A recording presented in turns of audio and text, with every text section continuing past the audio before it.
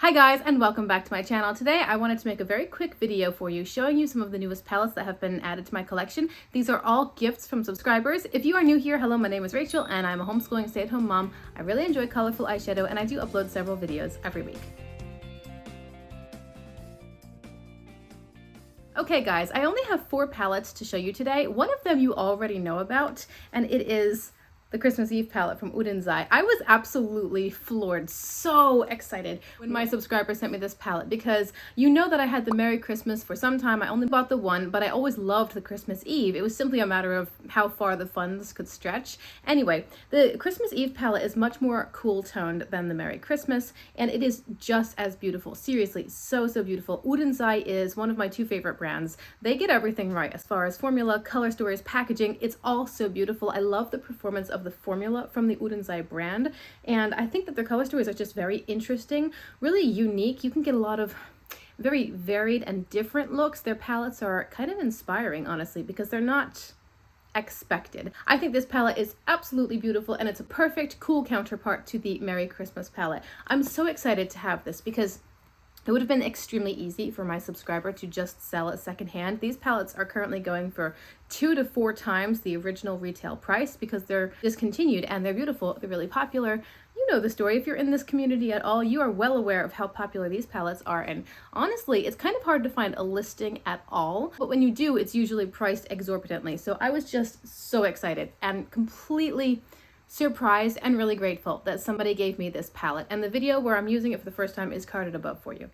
Here is a much older palette that somebody sent me recently. This is the Melt Impulsive palette. I remember looking at pictures of this palette and kind of liking the color stories. I didn't realize how big it was. This is like a small brick. And I think the idea is that you can see the different layers.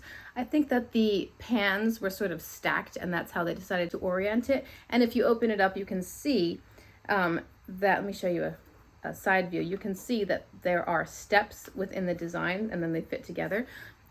I don't love that packaging, honestly, but I think the color story is really cool. It is upside down. I think the color story is pretty. I haven't used this yet. Someone recently sent it to me. The experience that I have with the Melt formula is from the Amor y Mariposas palette, and I really liked the formula in that palette. I thought the shimmers were extremely thick and creamy, and the mattes were very pigmented and pretty easy to work with. Easy to blend out in general. I don't know how this formula compares to that because I believe this is older, but I do think the color story is pretty. I especially like these red and yellow tones over here, and then how we contrast it with the purples over here. I think the story of this palette is that the owners of Melt were 2 women, and the sides of the palettes sort of represent each of the women and then coming together to create their brand. So I'm excited to dip into this. I haven't yet because I've had some other palettes or specific plans. For example, when I got this, I was starting to film my week of Muse, and my filming time is a little bit different right now with my husband going back to school and his study schedule, so I don't have quite as much time as I did before. Anyway, I do look forward to playing with this and seeing how it compares to the Amor y Mariposas palette. And by the way, before I forget, today's eye look was filmed. It is coming next week. This is the 4th look from my week of Muse, and if you're interested in seeing that, you'll have to subscribe to my channel or at least come back and check out the end of next week because this is week of Muse look 4. When my subscriber sent me the Christmas Eve palette, she also included this. This is the Garden of Juvia's palette from Juvia's Place. I had gone back and forth on this palette a lot because I really liked the color story, honestly.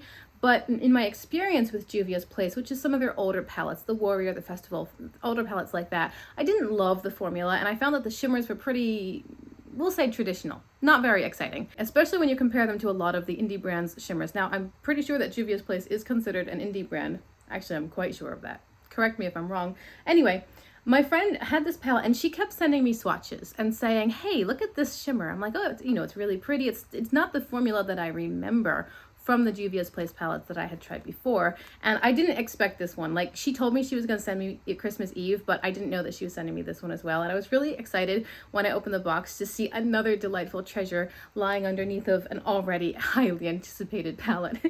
Anyway, I think this color story is so much fun. I think Garden of Juvia's is a great name for it because it's just very springy, light, kind of pastel Easter leaning, colorful. It has a tiny bit of depth, certainly not, you're not going to get a lot of contrast within depth, but remember that you can get color contrast if you can't get depth contrast.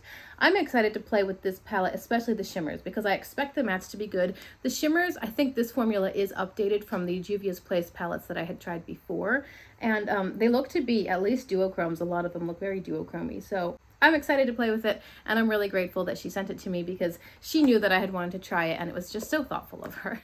The last palette that was recently given to me is this palette. This is the Revolution Pro Ultimate Crystal Palette Adorned.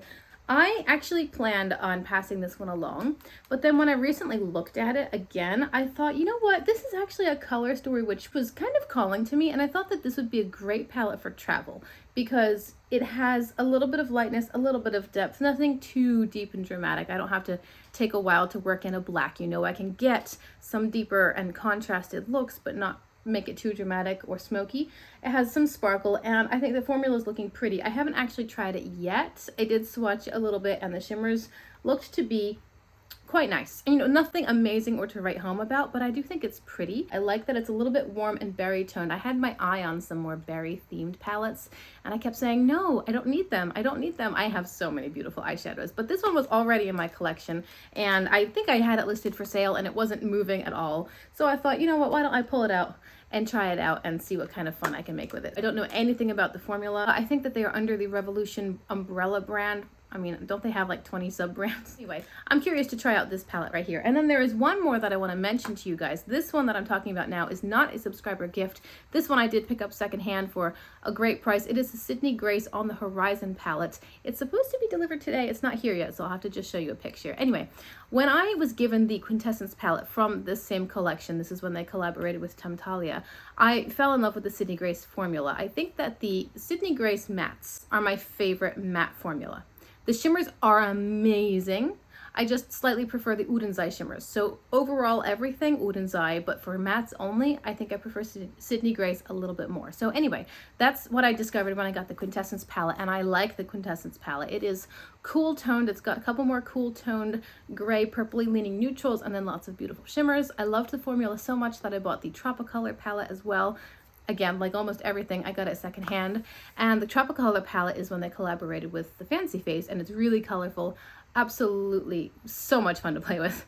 But I had an eye on the On the Horizon palette, which was from the same Temptalia collection, only it has some slightly different tones, a couple more like sagey greens. So that palette's on its way to me. I'm excited to play with it because I'm expecting excellent formula, and I really like the colors, especially those greens.